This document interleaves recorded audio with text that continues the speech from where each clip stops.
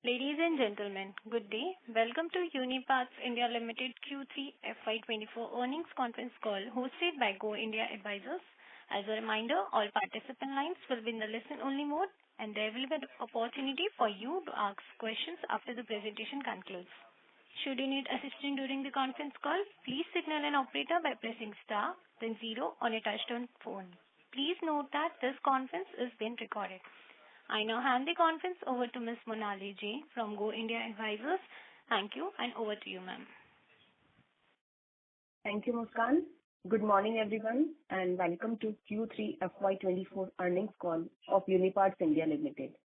We have on the call with us Mr. Gurdeep Soni, Chairman and Managing Director, Mr. Paramjeet Singh Soni, Vice Chairman and Executive Director, Mr. Rohit Maheshwari, Group Chief Financial Officer, and Mr. Vivek Maheshwari, Vice President, Financial Planning and Analysis and Investor Relations. We must remind you that the discussion on today's call may include certain forward-looking statements and must be therefore viewed in conjunction with the risks that company faces. I will now request the management to take us through the financials and the business updates, subsequent to which we will open the floor for questions and answers. I will now hand over to Mr. Gurdeep. Thank you, and over to you, sir. Thank you so much. Good morning, ladies and gentlemen, and welcome to the Quarter 3 FY24 earnings call of Uniparts India Limited. We sincerely hope that all of you are doing very well. Prior to getting into the summary of the reported quarter, like always, I would like to reiterate that the core of our organizational functioning is guided by the principles of passion, innovation, integrity, excellence, and teamwork. The team has been working diligently and with passion over the years to establish Uniparts as a preferred supplier to global off-highway vehicle markets. Uniparts is present both in the OEM and aftermarket segments in the off-highway industry with strong global operating model and wide customer base comprising of over 125 customers from across the globe. Our products are shipped to over 25 countries worldwide.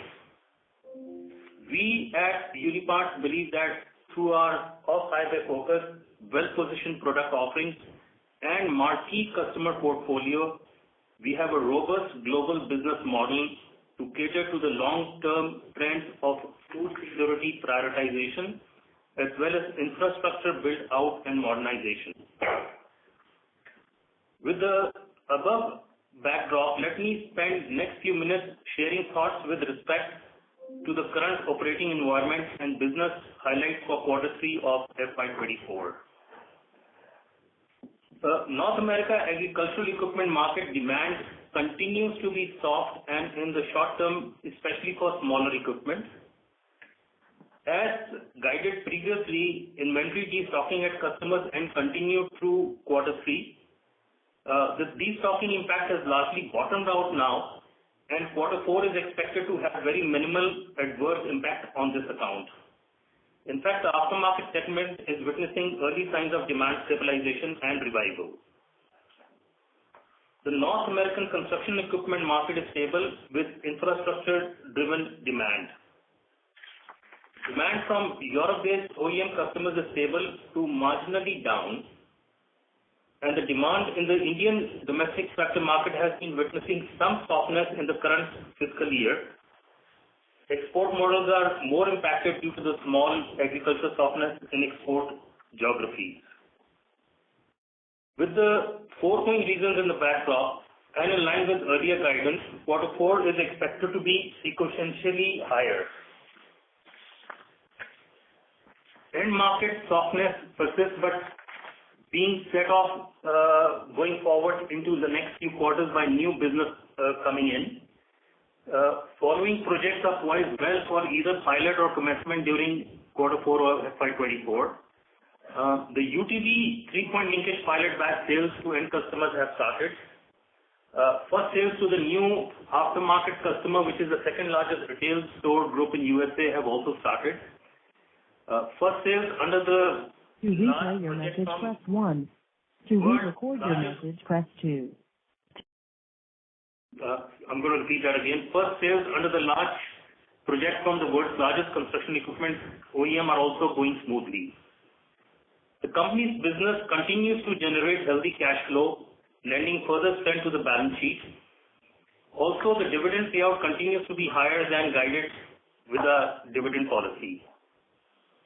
During the current phase of mixed external environment, we continue to focus on operational efficiencies and investments for growth and ensuring readiness of our facilities and resources. We also continue to augment our digital capabilities, aiding agility and optimization. Uniparts has built a resilient business model and is confident to withstand the short-term challenges and emerge stronger and better positioned for future growth. We are focusing on utilizing current short lean patch by investing for growth and ensuring readiness of our facilities and resources. Our focus and efforts are aligned with the medium-term business plan for achieving the targeted growth in coming years. We continue to focus on our operational endeavors, leverage our competitive strengths and strong financial profile to optimize the opportunities emerging in the swiftly changing and evolving operating environment. And with this, I would like to hand over to Vivek Maheshwari to discuss the details of our financial performance during the reported quarter. Thanks, and Vivek, over to you, please. Thanks.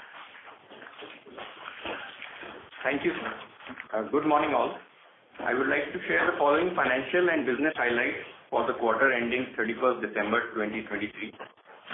Revenue from operations for Q3 came in at rupees 259 crore, which is a year-on-year change of -21.7%. Reported EBITDA for quarter 3 was rupees 44.4 crore, which changed year-on-year by -48.1%. EBITDA margin reported at 17.1% for Q3. It may be noted that corresponding period last year had a one-off favorable other income element of approximately 5.6 crore. PAT for the quarter came in at rupees 25.9 crore, which is approximately 54% lower year-on-year. Operating cash flow generation for the reported quarter was at approximately 46 crore. The net working capital, comprising of big three elements of inventory, receivables and payables, as number of days of revenue from operations on trailing 12-month basis, was approximately 148 days. Working capital comprising of the big three elements improved in absolute value by approximately 34 crore. The business therefore continues to generate higher than guided cash flow. Uniparts balance sheet continues to be net debt free with book net cash position at approximately 107 crores at the end of December 2023. CapEx for the quarter has been approximately 6 crores. Board has declared second interim dividend for financial year 23-24 of rupees 6 per share, totaling to approximately 27 crores payout to the shareholders.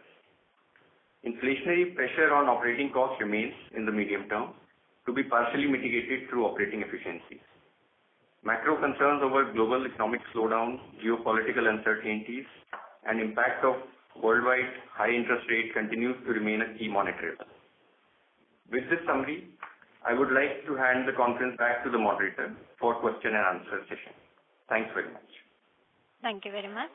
We will now begin the question and answer session. Anyone who wishes to ask question may press star and 1 on the touchtone telephone. If you wish to remove yourself from question queue, you may press star and 2. Participants are requested to use handsets while asking a question. Ladies and gentlemen, we'll wait for the moment while the question queue assembles.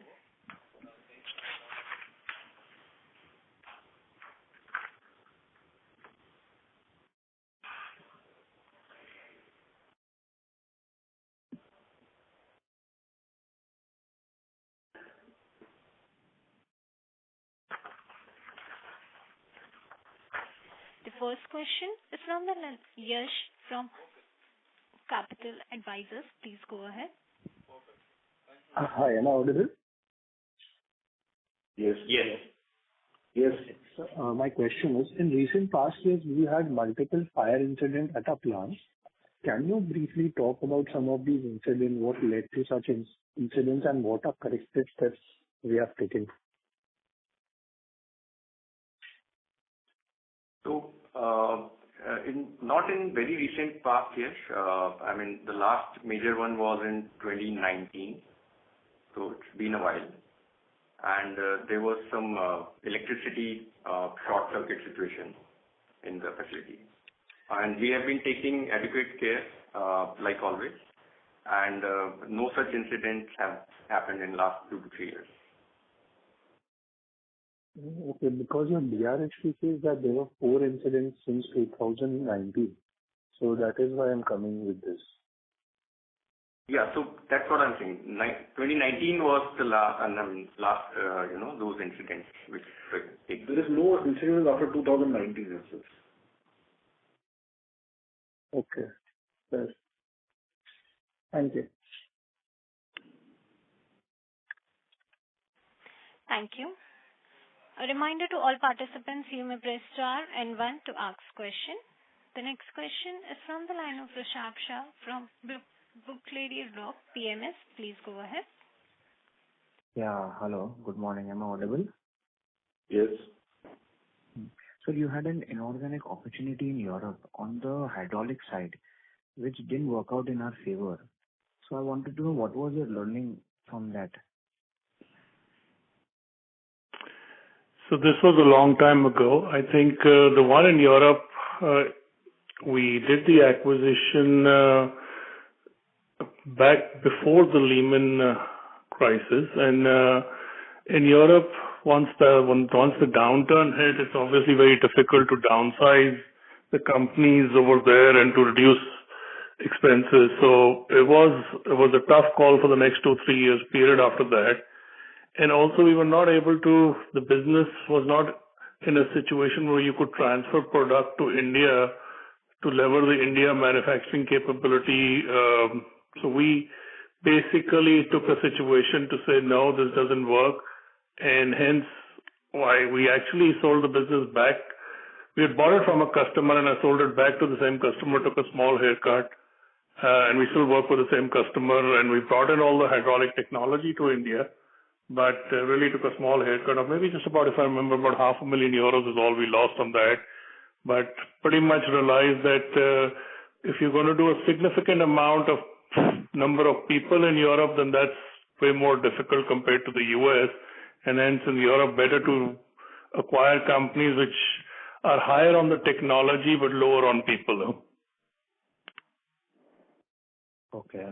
So my second question is, so whenever you introduce a new product into the market, so how difficult is it to comply with the international standards? For us, it's not that difficult because we've been doing it forever for so many years, and we have all the marquee customers globally. So I think all our facilities are operating to a certain standard and for many, many years. So for us, it's business as normal. I would imagine it may be difficult for some other people, but for us, it's business as normal, frankly.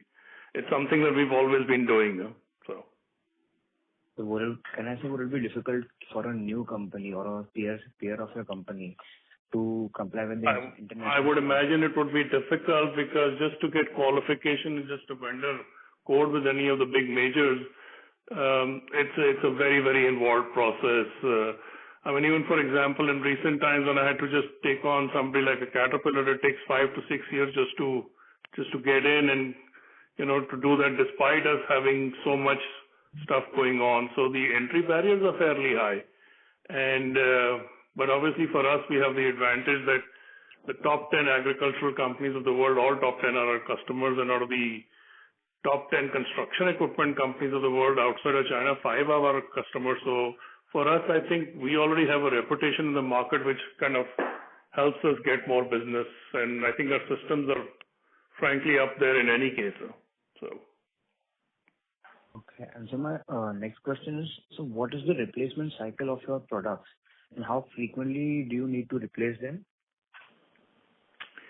The 3-point linkage would have a cycle in terms of 8 to 10 years. And even on the PMP side, these are wear parts, so they will wear off in about 5 to 7 years. But most of the spare parts that we sell for these, for the replacement market is actually sold to the OEMs only, so they control all of that. So our sales, when we say our aftermarket sales, that's for a different set of parts, which is more the will-fit parts. All the OEM spare part sales are actually managed by the OEMs. Huh? Okay. Okay. Thank you so much. I'll join back in the queue. Mm-hmm. Thank you. A reminder to all participants, you may press star and 1 to ask question. The next question is from the line of Chirag Filoke from Ratnatraya Capital. Please go ahead. Hi, good morning. Thank you so much for the opportunity. So I had a couple of questions. Just on the small ag demand and, we see this in some of the American manufacturers also in their own reports. There seems to be a lot of weakness even in the end market. I'm just wondering if the management can talk a little bit about what are you seeing on the end market that is this softness. When did you see such a last cycle? And a little bit of color on what are the drivers for this market. Is it just real estate typically, so hence interest rates in some ways? Just a little bit of color on that. That's my first question. So let's talk a little bit about on the agricultural side on small tractors, which in the United States is more, let's say when we talk below 70 horsepower, we term them generally as compact and utility tractors. So the application is definitely not farming for them. These are, basically for utility purposes and even for, for large property owners to just manage their property. So it's more a consumer product here and a utility product rather than a farming product. The drop in demand, if you're looking at all the major commentary, then the drop in demand, this last year has been for most people between 10 to 12%, but the channel inventory was so high that took a while clearing off, and the actual reduction in manufacturing that some of these people did was more closer to the 30-35% region. So almost about, even though the market went down by 10-12%, the overall reduction was close to 30-35%. And this is a significant one, but then it also comes on the back of during COVID, there was a massive increase and all the sales were very, very high at that stage. So this is a bit of an anomaly just now. But having said this, now most of it is kind of weaning away. Like we mentioned earlier, most of the inventory destocking is over. I imagine the demand is still soft. We still see like a mid-single digit low demand. But compared to last year, this year we will see a growth simply because you are not seeing the inventory destocking happening anymore. So compared to last year, you will see growth coming through now. Understood, sir. Understood. And just on the new customer that who sort of commercialization will also start, the aftermarket customers whose commercialization will start in Q4, I think it's mentioned in the presentation. Little bit more color on that. What kind of quantum is that customers? Where do you think it's going to end up, maybe, in the medium term? And also on the new order flow, if there's any quantification on what kind of commercialization of the new order flow is possible this year? So the new customer that we've taken on, that's more in the aftermarket, and this is a conglomerate which has put together about 800 stores in the U.S. This is the second largest in the U.S. The largest one was Tractor Supply Company, which is also a customer of ours and has close to 2,200 stores now. So to put it in perspective, firstly, in the U.S., there may be a total of only 3,700 to 4,000 stores, and we are now servicing over 3,000 of those. So I think we've got a nice distribution channel into all of this. So this, and then the sales to this have already started now. So in this quarter, the first shipments have already started leaving. And I think the whole program is launching for them. It'll get into their warehouses in this quarter and starting early spring, so late spring in April, I think it's already going to be in all the stores now. So it's all on track over there. This program eventually, to put it in perspective, right now, with Tractor Supply, I think they're already like a $10 million account with us with 2,200 stores. These people have about 800 stores, so we do expect that this will also become like a $4 to $5 million account once the whole thing is fully settled. But it'll take time to get in over there, maybe 2 to 2.5 years for all the full sales potential to come. So initially it will ramp up with a couple of million and then kind of end up in that number after about 2 years. So. Understood, sir. And the new order flow, the China Plus One order flow that sort of is also mentioned, is there going to be any commercialization of that flow in this financial year, in the new coming financial year, or? Also, absolutely. In fact, that's already started. The bigger one that we had from Caterpillar, which we were talking about earlier during our roadshow as well, that's launched on track. So the first shipments are happening actually in this quarter itself. And in the next year, you're going to start seeing the full year impacts of that. So now it's pretty much running on track, and that itself was a $9 to $10 million plan. So that's already started now. Also at the same time, the third one, the main project that we were looking at on the launch of the new product on the UTV implements, as well as the 3-point system for it. There also the pilot batches are shipping out in this quarter itself. So frankly, all of the stuff which we were talking about earlier is actually all kicking in Q4 now. So.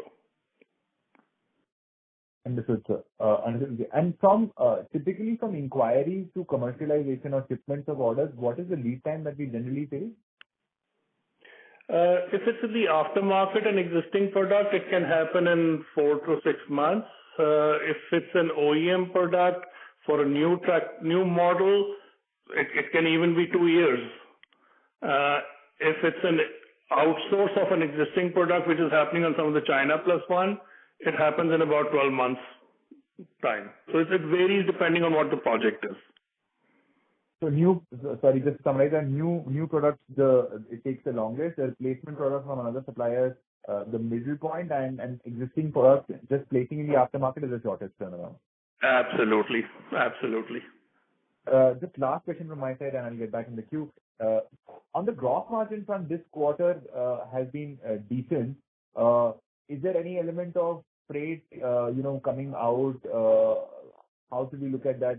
Was there a freight in the base that is not there now, because you charged it at actuals there, if I understand it correctly? Could you just talk a little bit about that, sir? Sure. See, we frankly, even in the last call, we've been saying, hey, look at freight and material and everything together for our gross margins. And when you look at that together, then the gross margins are pretty much in line with what they were earlier. So freight has come off from there. So freight has probably reduced from the high levels by maybe down by 2 to 3 percentage points from there. So that's you would think of gross margins more in the 64-65% range. Is that how we should think about it? Including freight. Yeah, the gross margin is 64.5, but if you look at it, gross margin together with the freight, then it's at about 60.8% is what you should look at. So it's about 60-61%, which includes the freight as well. All right? Okay, perfect. Thank you so much, sir. Thank you for this option. Mm-hmm. Thank you. A reminder to all participants, you may press star and 1 to ask question. The next question is from the line of Jaimin Desai from MK Global. Please go ahead. Yeah, hi. Good morning, sir. Thank you for taking my questions. Could you remind us of the kind of opportunities that are being thrown up through the trend of dual shoring in clients apart from Caterpillar? What are the kind of opportunities coming your way? And secondly, encouraging to see commencement of supplies of 3PL for UTVs. Congratulations for that. How large can this opportunity be for us from a mid to long-term perspective? We've stated earlier that we believe that this will be a $20 to $25 million size in a 4 to 5 year period. That's the size for the ATV that we believe we will get from this. Coming back on the China Plus One, other than Caterpillar, we've done a lot. In fact, Bobcat has been awarding us significant new projects. Case New Holland has awarded us more new projects on this. So you are seeing more and more OEMs do this. And frankly, we are now, other than seeing not just interest coming in for India, but we are also getting a lot of interest where people are looking to see if things can be done with Mexico as well. So we will possibly have to look at this entire nearshoring and see what we can do to service from a Mexican standpoint as well. A lot of the small equipment manufacturers seem to be moving their manufacturing from the US actually to Mexico. So Bobcat is moving. They've already said that they're going to move some of their compact track loaders into Mexico by 2026, and so they're asking us to follow them over there. For us, it's an easier switch because the product comes from India, so instead of coming to the US, it just goes to Mexico. I think that's the beauty of our system, that we can still easily adapt to all this. But you are seeing a lot of shift happen in all of this. So Bobcat is giving a lot. Case New Holland is doing a lot on this, and obviously Caterpillar, we are executing with many other divisions within Caterpillar. So earlier it was just the building and construction product division. Now it's the ground engagement tools division. And so there are different divisions of Caterpillar which are now getting on board as well. Understood. And so consequently, the share of warehousing in our revenue mix would continue to go higher and higher towards the 47-48% mark. We are on track for that. Frankly, right now, because some of the aftermarket business slowed down, which was some of it was on the direct side. If you look at it currently, it's already, Vivek, are we already at the 47-48% just now, Vivek? Yes. YTD is in the 46 to 47% range. Primarily because it's already over there. So once the aftermarket picks up, that would have dropped it down again. But because of all the warehouse business going up, I still believe the guidance we had given for 47-48% over the next 3, 4, 5 years, I think that still remains. Okay. And on the PMP side, you've spoken in the past about the US infra bill. Would that be one of the main drivers still for that side of business, and what other drivers would be there? The construction business has multiple other drivers. Infra bill is one of them. US housing is obviously a major one, and that is a little bit slow just now because of the interest rates. Having said that, the new home builds are still tracking to about 1.45 to 1.5 million run rate on homes, which, to put it in perspective, before the crisis happened in 2008-9, it had gone up to 1.7, 1.8. Long-term average used to be 1.4, 1.5 million, and then the Lehman crisis caused it to go down to as low as 600,000.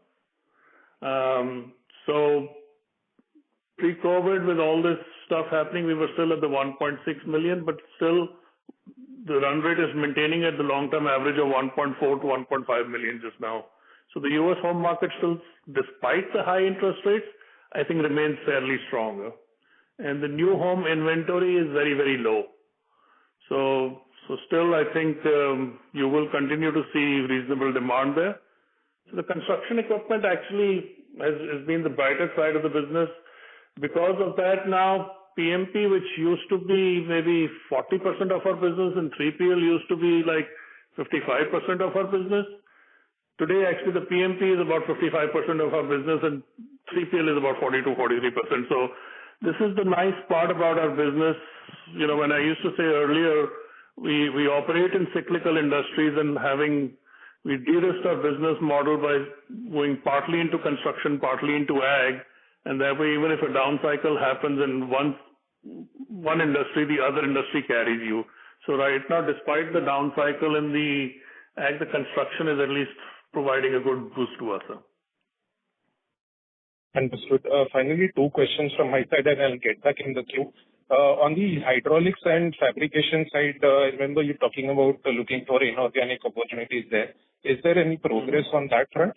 And secondly, just from a short-term perspective, wondering if you are affected by this whole thing going on around the Red Sea. Are you seeing any impact of that at all? Thank you, sir. Yes. I'll answer the second question first. The Red Sea impact, definitely it's there. I think we've seen freight rates increase by about $1,500 to $2,000 a container, and I think more importantly, it's taking another 15 days for the shipments to come. So I think we're back again to kind of planning for a little bit more lead time just now till this sorts out, because they are having to circle around the whole continent to come through just now. Having said that, I think from a delivery perspective to customers, with some of the inventory that we had. We are still monitoring that closely, and we're able to maintain all of that, so there's no outages happening based on that. In terms of, so what was the other question, the earlier one? Fabrication and hydraulics. Yeah. So we've identified more companies over there. I think we are in conversation with a few, but nothing is at a very close stage just now, except a lot of active conversations are happening. No? Understood. Thank you, sir, and all the best. All right. Thank you. Thank you. A reminder to all participants, you may press star and 1 to ask question. The next question is from the line of Chetan Vora from Abacus Asset Management. Please go ahead. Yeah, good morning, sir. Would like to understand now the channel inventory is almost we are done with the destocking part of it. So going ahead, considering the quarter 4 and the next year, how does it look like in addition to the low base of this year, sir? How the demand is shaping up, particularly from this quarter onwards and the next year? So sequentially in quarter 4, you will start seeing the growth in any case because quarter 3 has been low, and I think you will see some double-digit growth there. And as you go into the next year also, like I'd indicated, I think we still, by quarter 1 of the next fiscal year, you will not just see sequential growth, you should also see, growth related to the previous quarter as well. So that cycle is going to begin in Q1 on FY25. And we do expect to see, like I said earlier, about a mid-teens growth in this next year easily. But sir, if the channel inventory is almost, we are done with it, so next year anyways it was going to gain on a low base of this year, but are we seeing some constructive demand revival in the system, or it will be just on a low base and we are not in a position to see or foresee as of now how the demand will be shaping up? I think there are multiple things happening. Like I said, the small tractor market, even though it's not growing, it's still, last year was down like 12% and a lot of the inventory destocking happened. This year we are going to see maybe still a 4-5% drop on that demand, but the destocking will not happen. So at least you are not going to see a reduction, you're going to see an improvement. However, on the large ag equipment side, I think you're getting close to the cycle now where the peak cycle will come. Now the American gross receipts of farmers, if you look at the last peak, typically it's a cyclical industry. If you remember, even on the talk, I would say, hey, the typical cycle should have peaked in FY23 or 24, but was extended, and we think that the peak will go to FY25. Well, that has happened now, and the large ag, I think, is going to slow down a little bit now. So we are seeing early signs of that. What you are looking at is a situation where the American farm receipts, which in the last cycle were averaging about $110, $115 billion a year for these farmers as net receipts, net income. During these last few years, it actually went up. It went up to 140. Then in last year, it actually went up to 180 billion. This year, it's dropped back to about a 140 number, which is still way higher than the last peak of 110. But it is obviously lower than the 180 number. And so you are seeing some of that slowdown come in the large ag cycle. Now, construction seems to be going okay, and all the new business seems to be going okay. So those are the guiding things that are happening just now. So, and in addition to the revenue growth in mid-teens, as what you highlighted, how do we see the margin profile to improve?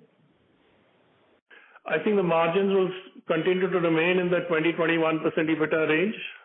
This right now you're seeing a bit of a reduction over here because of the delever impact and some of the new business expenses that we did upfront, but otherwise you will see next year we're back into the 21% region.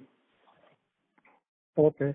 And lastly, the CAGR growth, what you were mentioning earlier, of 15% to 18% sales growth and 20% PAT growth, do you maintain that stance, organic? Yes, I do. Yes, I do. And so the long term has not changed. You're going through the cycle now, and I think for the long term, I'm not changing the stance. Okay. Okay, sir. Thanks. Mm-hmm. Thank you. A reminder to all participants, you may press star and 1 to ask question. The next question is from the line of Abhishek from Oralis Capital. Please go ahead. Am I audible, sir? Hello? Yeah. Hello. I just wanted to understand who are our major competitors globally? So again, there are multiple in different segments. So when I look at the three-point linkage, if I look at the segment above 70 horsepower tractors, then it's essentially two major ones. One is CBM in Italy, the other is GK and Walterscheid in Germany. Having said that, GK and Walterscheid in Germany is also a customer for me. If I look at the below 70 horsepower tractors on three-point linkage, in the Indian market, we have people like Sutrac and some smaller companies. And then in Japan, we have a competition with a company called Delica, but Delica is also a customer for me.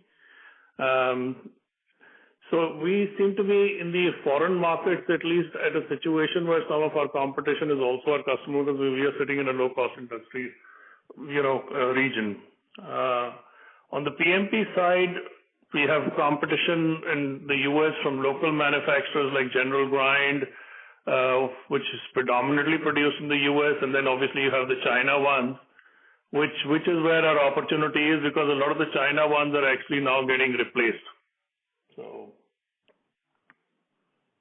Yeah, thank you. Thank you.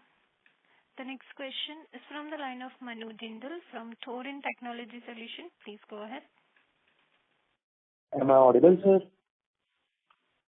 Yes. Hello. Yeah. Good morning, sir.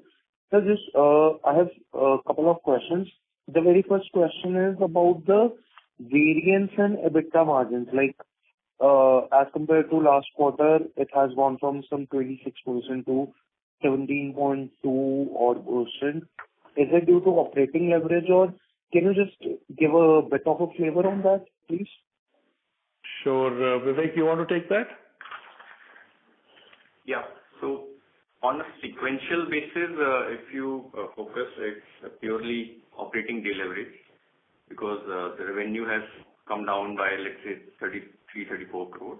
And, if you put together the EBITDA and the fixed cost, close to, 33 to 35% of that is lost. I mean, on the, lower sales. So that's the key difference on a sequential basis.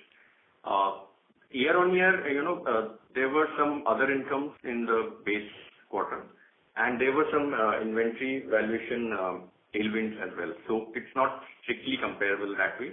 But rest of it is operating deleverage again because the number over there was much higher. Majority is operating deleverage as such. Yeah, but if you look at the 25.8 that you're looking for last year, like we said that had one-time things. I've always been maintaining that we were always more closer to the 21%. So 21% was more the normalized one. Sure.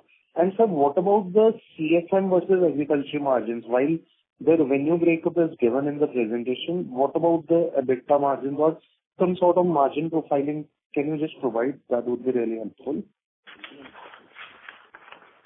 So these are in similar ballpark. Actually, what matters is and what makes it vary is, the channel by which these are being sold or what we call as delivery model. Because locally manufactured and supplied locally to OEMs in the same geography like India and US, that tends to be slightly, on the lower side of the range, which is, let's say, 10 to 12% kind of EBITDA margin.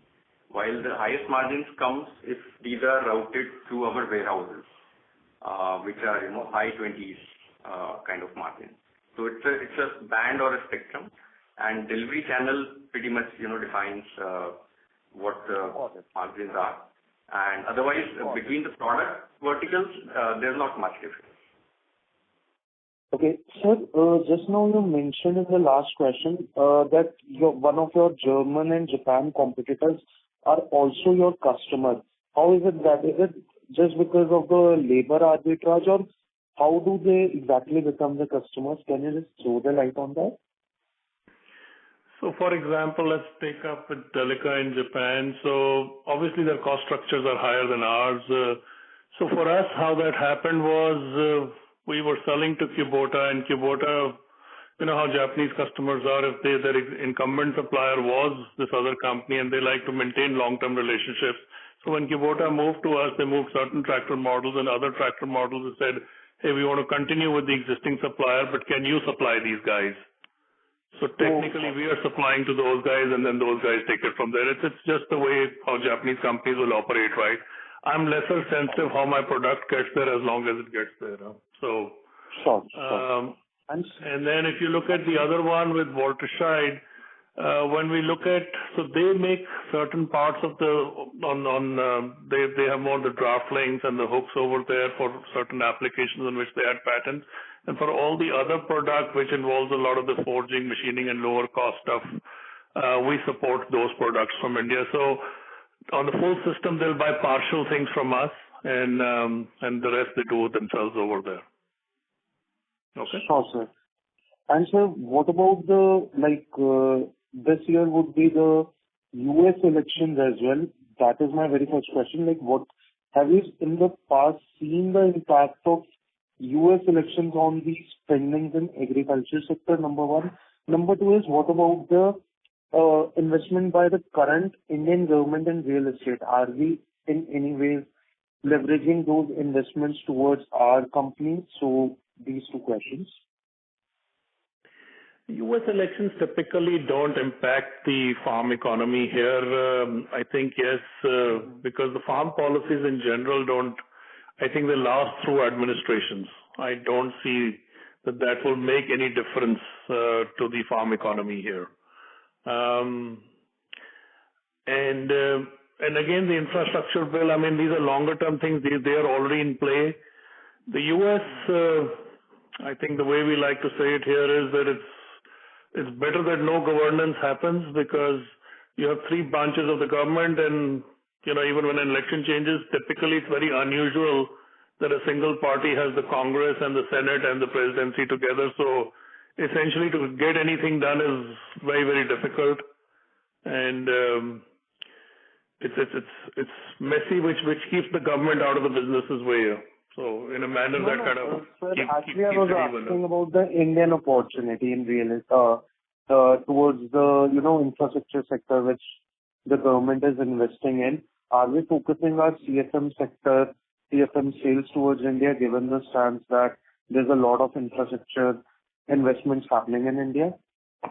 We work with the domestic OEMs in India, but that market is significantly smaller for us compared to the foreign markets just now. Sure. Well, it's going to be a very growing market in the future, but currently the base for that is very, very small. Sure. And sir, any new patents or any new patents or IP which we have applied, can you throw the light on that? This is my last question only. So we basically had the one for the hooks, which I had mentioned earlier, so that we could extend on the greater than 70. So that's the only one. And then when we did designed the 3-point linkage for the UTV, ATV, and there we designed a particular features for which we have applied for some patents. Sure. Thank you, sir. Thank you. Thank you. The next question is from the line of Mitul Shah from DAM Capital. Please go ahead. Sir, thank you for opportunity. So first question is on EBITDA margin. Right now we are saying that our warehousing is around 47% kind of a number in terms of overall contribution. And because of operating leverage, we went below 16%. So going forward, when this other segment will pick up and warehousing will go down, so still we are confident of doing 20-21% type of margin over medium term, or how this operating leverage benefit versus inferior mix is going to play out? So as far as the warehousing model is concerned, like I said, original base case was that we were having like 43-44% of our sales. I said we'll go to 47-48% on that. And right now it's already favorable to the 46, and I think it'll remain there or higher. So I don't see that causing anything negative over there. The operating deleverage, only occurred just now because of the lower sales, and I think you're going to see the turnaround come in any case now. You will sequentially, you'll see it in quarter four, and sequential as well as and year to year, you'll already start seeing from quarter one of next year. So I think this is very, very short term. It'll come back to the 20-21%. To answer your question, it'll come back to that. So just follow up on that. Is there anything one-time specific that despite 47% warehousing margins going significantly lower, apart from operating leverage, anything one-time impacted in this quarter? There are minor ones, Vivek. I think there are some maybe expenses based on some new business startups and stuff like that, where when you start up a new business, there's some extra tooling expenses and stuff like that. But nothing earth-shattering over there. Okay. So second question is on, again, agri demand. You highlighted earlier that the larger tractor is closer to peak out and may witness decline or undergo down cycle. Is there similar situation for smaller tractor also, more or less similar? Could be the No, the lower tractor, like I said, that already you had the big decline already in the last year. You will have a minor decline in this year, but that was more the inventory, destocking channel inventory coming out, so that kind of went through the whole cycle. I think the lower cycle is almost behind us, and that will essentially by next year should already be climbing up back again. The large one, I think I'm just giving early indications that the peak is now here, and now you will start seeing a decline. We are starting to see OEMs cut back on schedules on the large tractors right now. So when each time we look at our EDIs looking forward, now you can see that whatever demand they had forward, they're actually cutting that down now. So we can see the early impact of that. Okay, sir. Lastly, on the growth, as you highlighted, Q4 would be sequentially double-digit growth. Of course, it is supported by very low base. But if we look at in terms of, not exactly asking for a number, but would that be better than this Q4, Q1, Q2 also? Would be better than what? Yeah, it is better than the previous quarters, right? So. Yeah, better than Q2 I understood, Q3 I understand because of the very low base, but that double-digit growth you are highlighting, so would that grow over Q1 or Q2 number also? I believe so. Okay. And lastly, on FY24 outlook, considering all these slight negative in terms of agri demand tapering down, continue to decline, maybe marginally, still we are confident of doing healthy double-digit growth? Yes, the number that I gave you of mid-teens is after all that. Because we can already see that, right? And I think we're benefiting from the new business coming in. So clearly it's a combination. In fact, if the large ag had not come down, I would have even gone way higher than this. So I'm already factoring that in. And for that also we are confident of margin of 20-21% next year itself? Yes. Thanks, sir, and all the best. Mm-hmm. Thank you. Ladies and gentlemen, in order to ensure that management is able to address questions from all participants in the conference, please limit your questions to 2 questions per participant. Should you have a follow-up question, we request you to rejoin the queue. The next question is from the line of Rishabh Shah from Blue Layer Rock PMS. Please go ahead. Yeah, thanks for the opportunity. So, what other product line are we planning to introduce in the coming years? Are we looking for a diversification in our product line? No, but we continue to add new products in the product platforms we've chosen. Like, for example, on the fabrication and hydraulic, new things are coming. And I think other than that, as a complete new product line, we are not bringing anything different. We will simply grow the existing platforms. So our growth is going to come, like I said, on the 3PL side from greater than 70 horsepower tractors. That's where the growth is going to come. PMPs, there's still a lot of growth potential still sitting geographically as well, because right now we're still growing a lot in Europe and Japan. And the US with the China plus one is giving us enough over there.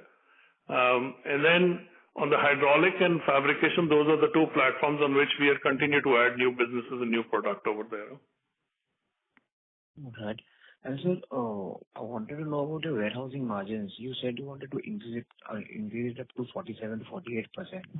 How close are we towards that journey, and what steps are we taking to achieve that target? I didn't say that we will increase margins to 47, 48%. I said the amount of our share of sales of warehousing is going to be of our total sales was 47, 48%. We're already at 46, 47 just now. Okay. Thank you so much. Thank you. Mm-hmm. Thank you. The next question is from the line of Vaibhav Jain, an individual investor. Please go ahead. Yeah. Hi, am I audible? Yes, Vaibhav. Yeah. Hi, thanks for the opportunity. So my question is, due to the election in the US this year, is there any risk of the, $1 trillion infrastructure bill sort of being retracted? No, none at all. I think that's all done. It's all moving ahead. Bills which are passed, I don't think they ever go back on that stuff. So all that is under action. I think there is no risk to that, Vaibhav. Okay. And also, could you explain the value chain on the distribution side in the aftermarket segment? Who are the players and what is the value chain there?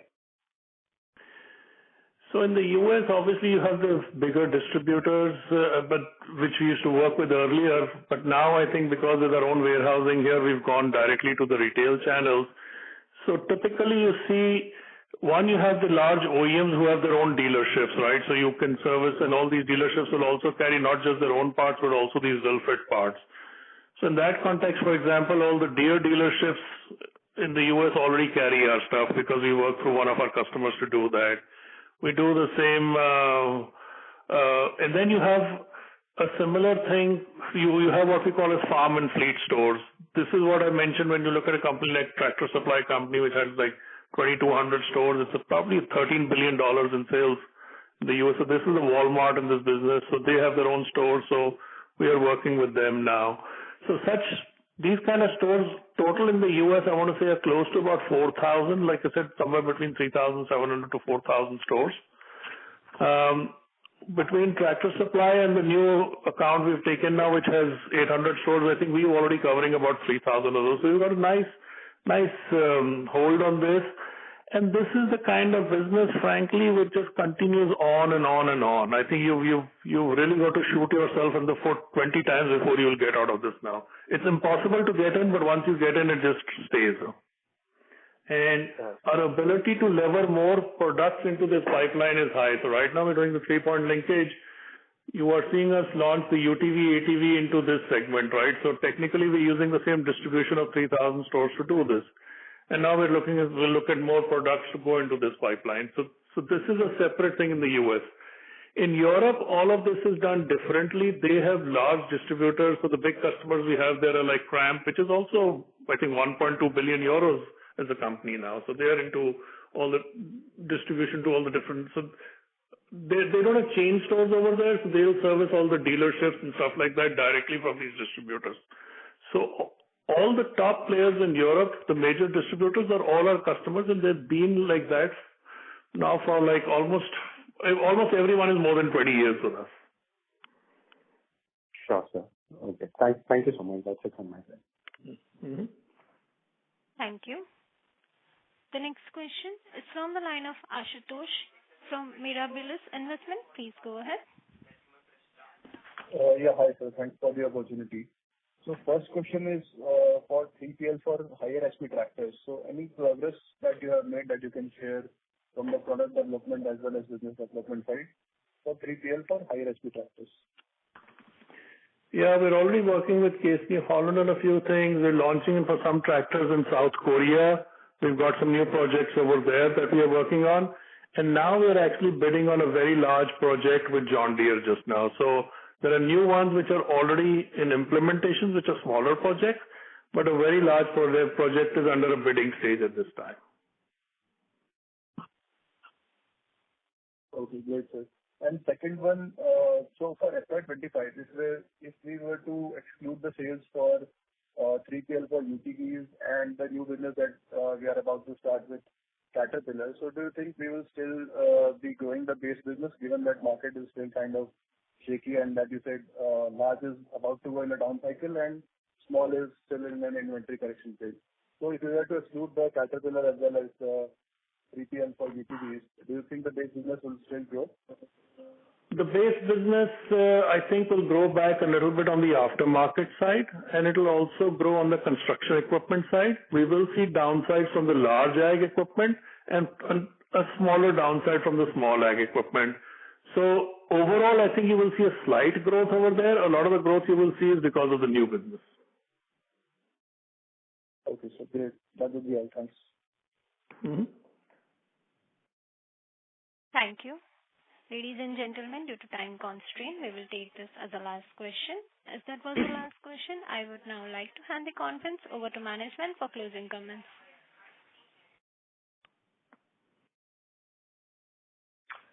Thank you. So, thank you, dear all, and I would like to reiterate that we are focusing on utilizing current lean period by investing for growth and ensuring readiness and efficient utilization of our resources. We remain committed to maintaining our high quality standards and delivering exceptional outcomes. Our focus and efforts are aligned with the medium-term business plan for achieving the targeted growth in coming years. With this, I would like to thank you all for taking out your time today for this call, and thank you, everyone. Thank you so much. Bye. Thank you. On behalf of Go India Advisors, that concludes this conference. Thank you for joining us, and you may now disconnect your lines. Thank you.